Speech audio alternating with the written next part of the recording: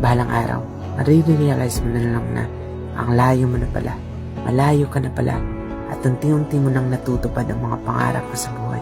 At lahat ng paghihirap mo ay super worth it. Kaya sana maging proud ka sa sarili mo. At huwag mong kalimutan, pinapatibay lang tayo ng panahon o proseso para sa araw na hawak o suot mo na, maiingatan at mahalagaan mo talaga. Balang araw, ang pangarap na uniform mo ay suot mo na, hirayang manawari. Sana ang gusto ng puso mo ay matupad o mangyari.